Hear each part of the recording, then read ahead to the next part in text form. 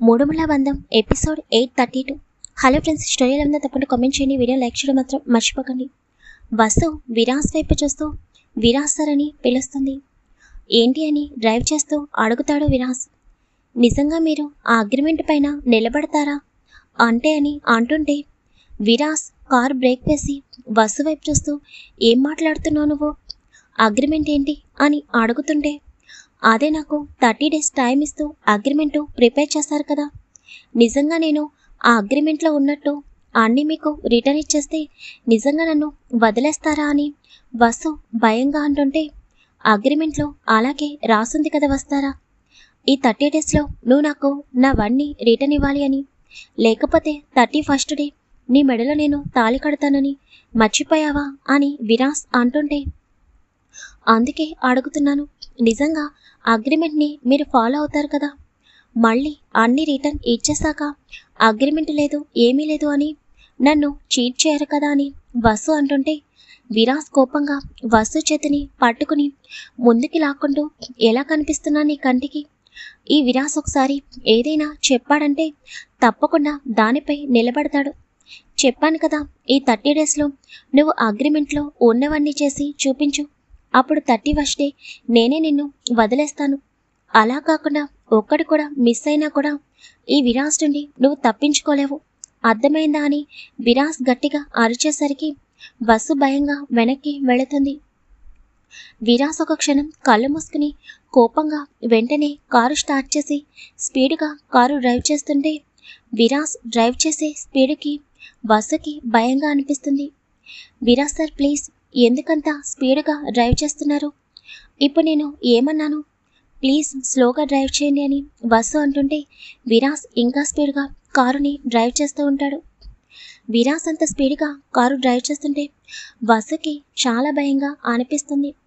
అప్పటికే విరాస్ కారుని స్పీడ్గా డ్రైవ్ చేస్తూ సిటీ అవుట్కట్స్కి రాగానే వసు మాత్రం అలాగే ఒక చేతితో కార్ డోర్ని పట్టుకుని మరొక చేతితో విరాస్ షోల్డర్ దగ్గర పట్టుకుని విరాస్ సార్ ప్లీజ్ కారుని ఆపండి, నాకు చాలా భయంగా ఉంది, ఇప్పుడు మీకు ఎందుకంత కోపం వచ్చింది, ప్లీజ్ ఇంకెప్పుడు నేను అలా మాట్లాడను, దయచేసి కారు ఆపండి అని అంటుంటే అసలు విరాస్ వసు మాటలు కొంచెం కూడా పట్టించుకోడు. వసుకి మాత్రం తన హార్ట్ చాలా స్పీడ్గా కొట్టుకుంటూ ఉంటుంటే వెంటనే గట్టిగా చెవులు మూసుకుని Viju please stop the car అని గట్టిగా అరుస్తుంది. వసు ఎప్పుడైతే విజు అని పిలిచిందో విరాస్ వెంటనే కారుని పక్కకి ఆపుతాడు. అప్పటికి వాళ్ళు హైవే మీద ఉంటారు. వసు విరాస్ కారు ఆపగానే నెమ్మదిగా కళ్ళు తెరిచి చుట్టూ చూస్తుంటే కారు ఆగింది అని వసుకి అర్థం అవ్వగానే కొంచెం రిలీఫ్గా ఫీల్ అవుతుంది. విరాస్ బాటిల్ క్యాప్ ఓపెన్ చేసి వాటర్ వసు చేతికిచ్చి ముందు తాగు అని కోపంగా అంటుంటే వసు స్పీడ్గా వాటర్ తాగుతుంది. విరాస్ వసు వైపు చూస్తూ మార్నింగ్ నుండి ఎవరో తెలియనట్టు విరాస్ సార్ అని పిలుస్తున్నావు, ఇప్పుడేంటి విజు అని పిలిచావు అని కోపంగా అంటుంటే వసు టెన్షన్గా విరాస్ వైపు చూస్తుంది. వసు చాలా భయపడింది అని విరాస్కి అర్థమవుతుంటే గట్టిగా ఊపిరి పీల్చుకుని వదిలి కార్ డోర్ ఓపెన్ చేసి కారు దిగి వసుధార వైపుకి వెళ్ళి కారు డోర్ ఓపెన్ చేసి వసు వైపు చూస్తూ దిగు అని అనగానే వసు నెమ్మదిగా కారు దిగుతుంది. కానీ అప్పటికే కారు స్పీడ్ వల్ల తన తలంతా తిరుగుతున్నట్లు అనిపిస్తుంటే విజు నాకు కళ్ళు తిరుగుతున్నాయి అని అనగానే విరాస్ వసుని తన గుండెలకి హత్తుకుని కొన్ని క్షణాలు అలాగే ఉండిపోతాడు. వసు విరాస్ చుట్టూ చేతులు వేసి అలాగే విరాస్ని పట్టుకుని ఉండిపోతుంది. పిచ్చి వసు, నాకు దూరంగా వెళ్ళాలని ఎంత ప్రయత్నం చేస్తున్నా నీ మనసు నిన్ను నా నుండి 1 ఇంచు కూడా దూరం జరపలేకపోతుంది, ఇంతకంటే నీకు ఎలా చెప్పాలి, అయినా నువ్వు నాకు దూరంగా ఉండగలవా, అదంతా నీ భ్రమ మాత్రమే, నన్ను వదిలి నువ్వు ఒక క్షణం కూడా ఉండలేవు అని నేను నీకు ప్రూవ్ చేస్తాను కదా అని విరాస్ మనసులో అనుకుంటూ ఇప్పుడు ఓకేనా అని అడుగుతుంటే వసు అప్పుడు నార్మల్ అయ్యి విరాస్కి దూరం జరిగి ఓకే అని చిన్నగా అంటూ చుట్టూ చూస్తుంది. అదంతా హైవే కాబట్టి అప్పుడే చీకటి పడుతూ ఉండడంతో హైవే పైన లైట్స్ అనేవి చాలా బ్రైట్గా కనిపిస్తూ ఉంటే విజు మనం ఎక్కడికొచ్చామో అని వసు అర్థం కాక అడుగుతుంటే విరాస్ వెంటనే వసు నడుము చుట్టూ చేతులు వేసి ఒక్కసారిగా వసుని కారు పైకి కూర్చోబెట్టగానే వసు షాక్గా విరాస్ వైపు చూస్తుంది. విరాస్ సార్, ఏం చేస్తున్నారు మీరు? ఎందుకు నన్ను ఇంత పైన కూర్చోబెట్టారు? నాకు భయంగా ఉంది, నన్ను కిందకి దించండి అని వసు టెన్షన్గా అంటుంటే, కంగారు పడకు, ఫ్రంట్ కూర్చోబెడదామంటే ఇంజన్ చాలా హీట్గా ఉంది, అందుకే. అయినా నేను ఉన్నాను కదా, ఎందుకు ఎప్పుడు చూసినా అంతలా కంగారు పడుతూ ఉంటావు అని అంటూ విరాస్ ఒక్కసారిగా జంప్ చేసి వసు పక్కన కూర్చుని వసు షోల్డర్ చుట్టూ చేతిని వేయగానే వసుకి మాత్రం తను అంత పైన కూర్చుని చుట్టూ చూస్తుంటే చాలా భయంగా అనిపిస్తుంది. వెంటనే విరాస్ కాలర్ పట్టుకుని, విరాస్ సార్ ప్లీజ్, నాకు చాలా భయంగా ఉంది, మనం కిందికి దిగిపోదాం అని అంటుంటే, అవసరం లేదు, ఇలా అయితేనే నువ్వు నా మాట వింటావు, కిందుంటే ఎక్కడ నా మాట వింటావు, నోరు మూసుకుని మాట్లాడకుండా కూర్చో, లేకపోతే నేను కిందకి దిగిపోతాను, అప్పుడు నువ్వు ఒక్కదానివే ఇక్కడ కూర్చోవాలి అని విరాస్ అంటుంటే, వసు గట్టిగా విరాస్ని పట్టుకుని, వద్దొద్దు ప్లీజ్, మీరు కూడా నా పక్కనే కూర్చోండి అని కంగారుగా అంటుంది. గుడ్, ఇప్పుడు చెప్పు, ఏంటి మార్నింగ్ నుండి ఏదేదో మాట్లాడుతున్నావేంటి? నా నుండి దూరంగా వెళ్ళిపోవాలని చాలా ప్లాన్స్ వేస్తున్నట్టున్నావు. చూడు వసు, నీకు మళ్ళీ చెప్తున్నాను, నా నుండి దూరంగా వెళ్ళాలని ఏమన్నా చెత్త ప్లాన్స్ వేస్తున్నట్టు నాకు తెలిసిందో నాలో ఉన్న రాక్షసుణ్ణి బయటికి రంపించినట్టే అవుతుంది. నీకు తెలుసు నువ్వు నాకు ఎంత ఇంపార్టెంట్ అని, అలాంటిది నువ్వు పిచ్చి పిచ్చి భయాలు పెట్టుకుని నా నుండి దూరంగా వెళ్ళాలని అర్థం లేని సాక్రిఫైజెస్ చేసావే అనుకో, తర్వాత ఇప్పటి వరకు నువ్వు చూడని విరాస్ని నువ్వు చూడాల్సి వస్తుంది. నేను చెప్తుంది నీకు అర్థమవుతుందా? నేను ఎవరికైనా ముందు చాలా అంటే చాలా సున్నితంగా చెప్తాను, కానీ అప్పటికి కూడా వాళ్ళు నా మాట వినకుండా నాకు ఆపోజిట్గా చేస్తే, ఆల్రెడీ ఒకసారి నా కోపం ఎలా ఉంటుందో నువ్వు చూసావు.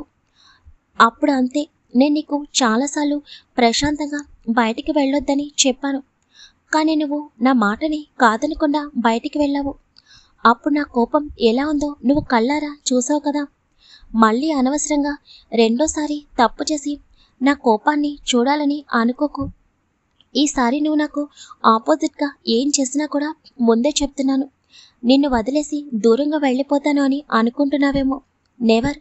నిన్నే ఈ ప్రపంచానికి కనిపించకుండా ఎవరికి తెలియకుండా తీసుకుని దూరంగా వెళ్ళిపోతాను, అర్థమవుతుందా నేను చెప్పేది అని విరాస్ చెప్తుంటే వసు మాత్రం రెప్ప వేయకుండా విరాస్ వైపు అలాగే చూస్తూ ఉంటుంది. ఇదిగో నేను కోపంలో ఉంటే ఇలా అమాయకమైన ఫేస్ పెట్టి నా కోపాన్ని ఇట్టే కరిగించేస్తావు, ఇంక నీతో ఎలా కోపంగా ఉండాలి చెప్పు అని విరాస్ వసు చెంపపై చేతులు వేసి, వసు నేను చెప్తుంది జాగ్రత్తగా విను, నీకు నా గతం గురించి తెలుసు, నేనేంటో తెలుసు. ఒకప్పుడు నేను ఒక మాఫియాని రన్ చేసిన వాడిని, ఎంతోమందితో ఫైట్ చేసిన వాడిని. ఇప్పటికీ కూడా ఈ విరాస్ సింహ అంటే భయపడే వాళ్ళు ఎంతోమంది ఉన్నారు. అలాంటిది నువ్వు ఎవరెవరి గురించో ఎవరి వల్ల నాకు ప్రమాదం వస్తుంది అన్న ఆలోచనతో నాకు దూరంగా వెళ్ళాలని అనుకుంటే అస్సలు ఊరుకోను, చంపేస్తాను.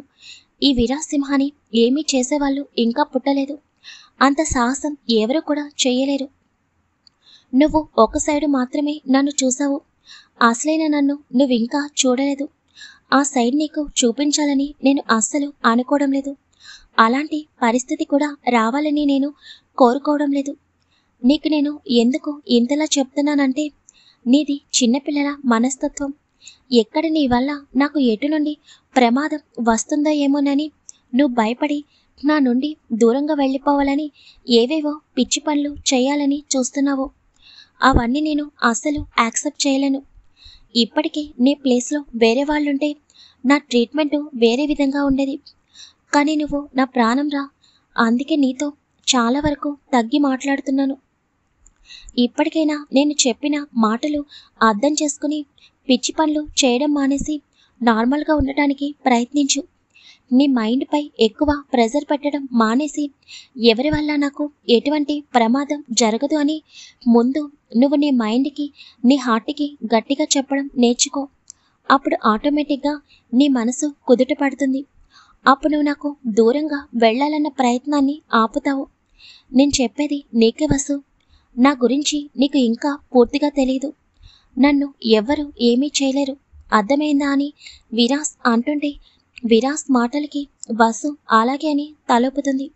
గుడ్, ఇప్పటి నుండి కొంచెం ధైర్యంగా ఉండటం నేర్చుకో, అర్థమైందా అని విరాస్ వసు నుదుటిన ముద్దు పెట్టుకుని అలాగే వసుని దగ్గరికి తీసుకోగాని వసు ఆలోచనలు మాత్రం చాలా స్పీడ్గా మోగుతూ ఉంటాయి. అమ్మ వసు, మా విరాస్ బాబు నీ దగ్గర చాలా తగ్గి చాలా ఓపికతో చెప్పాడు. ఇప్పుడు కూడా నువ్వు వినకపోతే నీ ఇష్టం. హలో ఫ్రెండ్స్, మీరు కామెంట్ చేస్తేనే నేను స్టోరీ రాయాలన్న ఇంట్రెస్ట్ వస్తుంది. అసలు మీకు ఆ ఎపిసోడ్ నచ్చుతుందో నచ్చట్లేదో నాకైతే ఏమీ అర్థం కావడం లేదు. ఇంకా మీ ఇష్టం.